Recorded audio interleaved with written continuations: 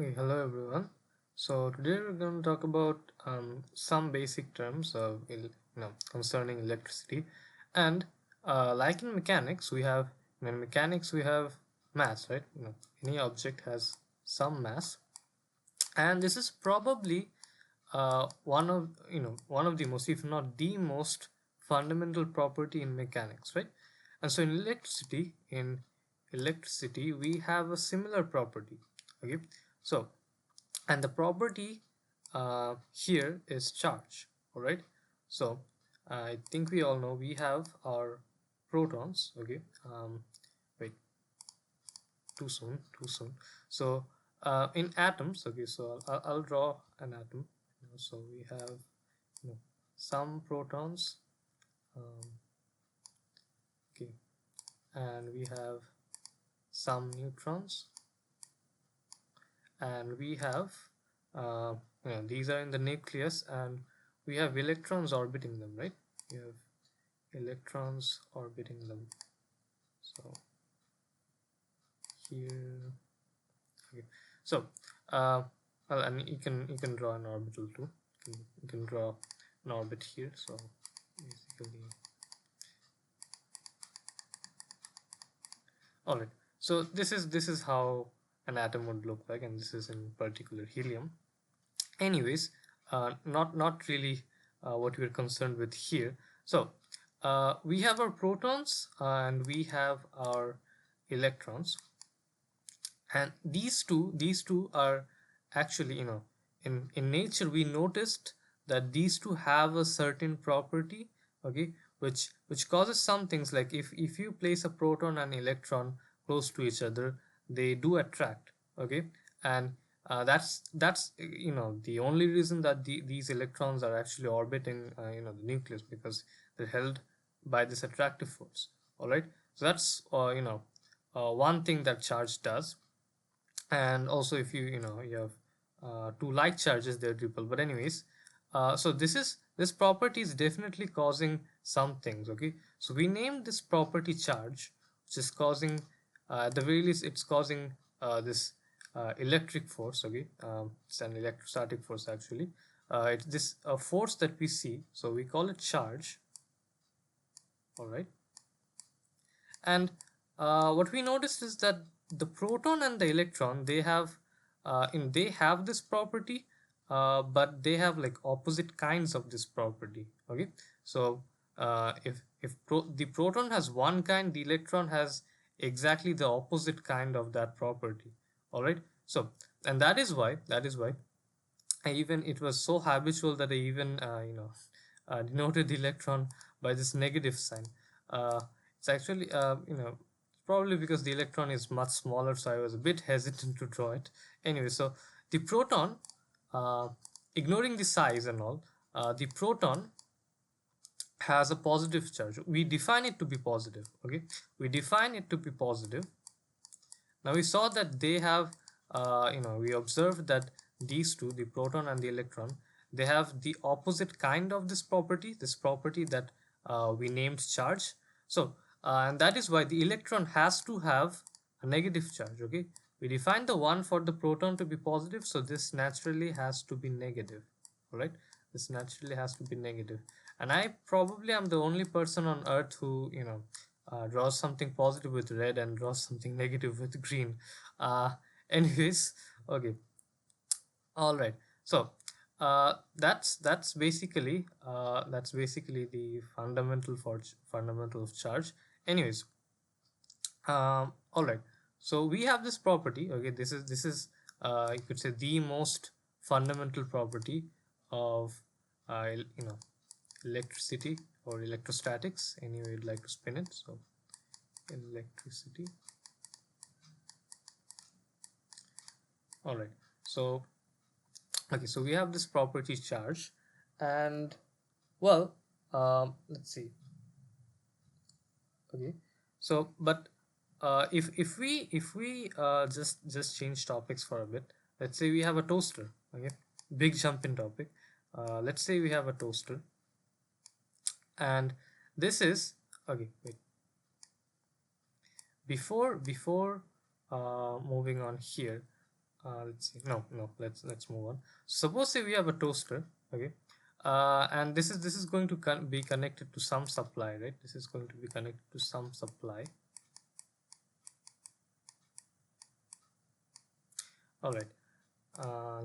Let's connect it here. Anyways, and obviously, if we don't turn on the supply, okay, if we don't, you'd have a switch, okay, in your port. So if you don't turn it on, this toaster is not going to work, right?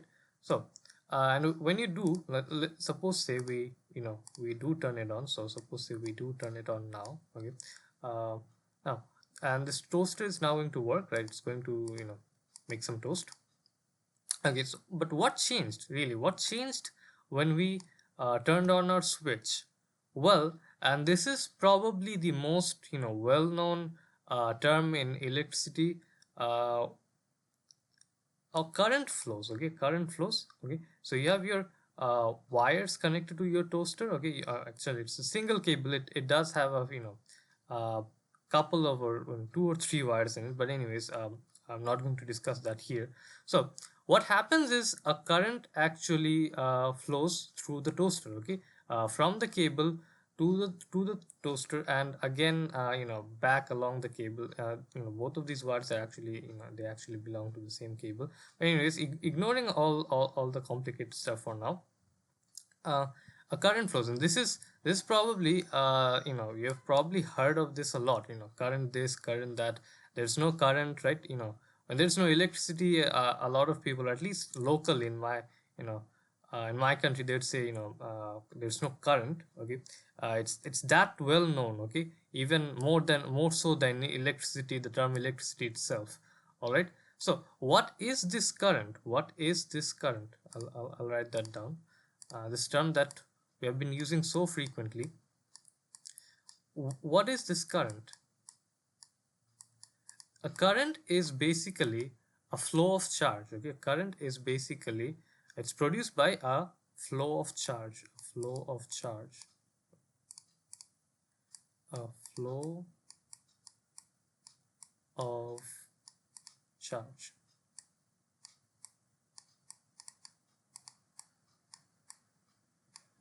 All right, that's fine and well. So I just said that, but what really happens here? Well, when you turn on the switch, uh, you have in any metal, these wires are made of metal. So you have your electrons, right? You have some free electrons. Those are actually going to flow through the wire. Okay, those are actually going to so these, suppose say before the electrons, they weren't really moving. Okay, now when you turn on the switch, they're actually going to move. They're actually going to move. Okay, through the toaster and then again back, right? Okay, so this is basically what makes this toaster work. Your charges, okay, in this case the electrons, they flow, okay, which is basically a current. So this current flow through the resistor is going to make it work. All right, so current is flow of charge. All right, but now the question rises is what is the meaning of these, and on some components you're going to see 5 amps and stuff like should do not exceed 10 amps, right? So uh, these are basically current ratings. Okay, these are basically current ratings. But why does current why is current a number? So I just talked about it as being a flow of charge. It's not really anything quantitative as far as we can see. So what's up with the number? All right, to discuss that, first I'll like to discuss charge here. Charge, it's defined as positive and negative, uh, for the sole reason that we can quantify it. Okay, uh, and that makes sense. If you have, like, suppose say in this nucleus you have two protons, right? So if this one proton has some charge, okay, this whole nucleus, if we wanted to say it has two times that charge, right? Okay, if here we have one electron, and so this whole or this orbit, it's going to have two times that charge, right? Two times the charge of this one electron, right? And also, interestingly, the neutron doesn't have any charge. That's why I didn't, involve it in this discussion. The neutron doesn't have any charge. We call it neutral, but so if we wanted to put a number on it, obviously this is going to be pretty simple. It's going to have a zero charge, right? So, and overall, this atom has a zero charge, right? It makes sense because these two have the opposite charges, okay? Even in magnitude and obviously in sign too. And well, same magnitude, different size. Uh, wait, wait, magnitude and size. Same magnitude, opposite side sign. Okay, really, really, that was a careless mess up there. Anyways, that aside, we want to quantify charge. Okay, we want to quantify everything here, both charge and current. First, quantify charge. Let's see. uh, we put a unit on it, right? So everything, if we wanted to quantify something, we know what charge is. It's basically a property, okay, that causes electric forces, and it's basically a very fundamental property to electrostatics or electricity, just like mass. So like mass, mass has an SI unit of kilograms, right? An SI unit of kilograms. Charge has an SI unit of coulombs. Okay, charge has an SI unit of coulombs, so I'll write that down. So it's the coulomb. It's named after let's see, his name was Charles Coulomb, right? Yeah, Charles Coulomb. Yeah, the physicist Charles Coulomb. So yeah, it's the unit, the SI unit is the coulomb, and the symbol is C. Okay, the symbol for it is C. All right, so this is the unit for charge. So suppose say I had a lump, of, okay, uh, 1 coulomb charge. Okay, 1 coulomb charge. Okay, so let's see, well, exactly what am I planning to do with this? Anyways, okay, interestingly, let's just discuss that now. So okay, so the SI unit is the coulomb, that's fine. But how does it relate to my protons and electrons? Well, the coulomb is actually a really large unit of charge. Surprisingly, it's actually really large. You might think that, okay, so it's probably intuitive to make the coulomb such that, one proton, it would be plus 1 coulomb, one electron would be minus 1 coulomb. But no, as I said, the coulomb is actually a really large unit of charge. In fact, let's see. We define the charge of one proton as plus E, okay, plus E, and naturally the electron is going to have a charge of minus E, right? Okay, the same magnitude and just the opposite sign. Okay, so this E, okay, which is basically the magnitude of the charge on both of these, on each of these, this is actually, let's see, this is actually, prepare to have your mind blown. It's really small compared to 1 coulomb. It's actually just 1.602 times 10 to the minus 19 coulomb. So it's really small. You can fit, suppose say if this was, if this lump was 1 coulomb, you could fit a lot of protons in. I'd encourage you to pick up your calculator and kind of do the calculation. To find how many protons you'd have in 1 coulomb. Okay, plus 1 coulomb. Basically, you have to divide 1 by this number E, right? So it's a pretty large number. It's going to be a pretty large number. So that's how many protons you can fit here. It's going to be really large. So as you can see, compared to a lot of stuff we see, well, we cannot actually see these, but compared to these elementary particles in nature and their charges, the coulomb is actually really large. All right, that's just to give you a basic idea of the magnitude of a coulomb. But anyways, that's how we quantify charge, and has an SI unit of coulomb. Now let's return to our current. Okay, so current is a flow of charge. Now it still, we cannot still see a number here, and that's because we didn't really give any sort of mathematical definition to current.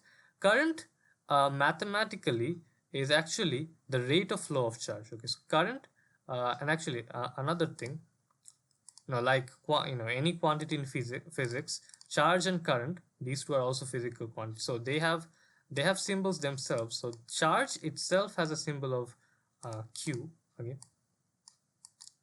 and current has a symbol of, let's see, it has a symbol of I. Okay, well, I'll define it here. So current,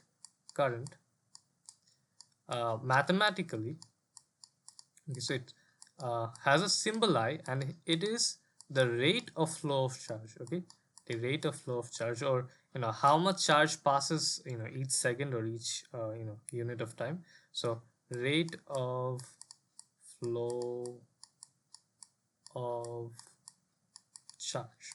All right. Okay, so what do we know about a rate of flow? As I said, it's basically how much charge passes in a given time, right? Okay, like in 1 second. So to find that, you basically, just like any time rate, you divide your quantity, okay, for which you're finding the rate. So your charge q, okay, divided by your time, right? Your time t. So this is basically your formula for current. This is basically how current is mathematically defined. It's how much charge flows divided by how much time it takes for that flow. And a lot of people would put some dells here, just to denote that this is like how much charge flowing in how much time. Basically, you're dividing the changes. Okay, you're dividing the changes. All right, so that's basically current. That's basically current. And let's do a small example. Suppose that this toaster right here takes 50 coulombs. Okay, suppose it takes 50 coulombs of charge um, in 10 seconds. Okay, in 10 seconds, where this toaster, 50 coulombs of charge is passing through it. All right, so what's the current passing through it? Well, as we said, current is your rate of flow of charge. So has to be how much charge passes divided by the time it takes to pass, right? So your charge is 50 coulombs. Okay, just like in this formula, and your time is 10 seconds, right? 10 seconds. And now we see another interesting thing. We're going to have the number here is going to be 5. What's the unit? Well, it is coulombs per second. Okay, it is coulombs per second. That is not wrong, but it would be cumbersome to write coulombs per second all the time. Current is one of the most, if not the most widely used quantity in electricity. That's why we have a unit for this. Okay, we have a unit for this, um, a single unit for this. So coulombs per second is actually equivalent to the ampere. It's named after Andre Ampere. I hope I'm pronouncing the name correct, and please forgive me if I'm wrong. So it's named it's the ampere. Okay, so the SI unit for um, in current, it's which is equivalent to coulombs per second. It is the ampere. Is the ampere. And there's probably some line here, and I'm probably being very disrespectful to all the French listeners, viewers, by calling uh, the thing on top a line. It's probably has some name, but I'm really sorry. I just don't have much of an idea on that. Anyways, so please forgive me for my ignorance. So yeah, you have so this is the ampere, your coulombs per second. That's equivalent to the ampere, and the symbol for that is A. And so we can write 5 coulombs per second as 5 amperes. Okay, 5 amperes. That's how we see that this is this matches our current ratings. Now our current ratings make sense. These are actually your when you see current ratings on some sort of device basically telling you, okay, so you cannot exceed this current, otherwise something bad's going to happen. Well, hopefully not, because there are safety measures like fuses, but hopefully we make an I make another video on that to talk about it. Anyways, so that's it for this video. I really wouldn't like to extend this more than it has to. So yeah, study smart.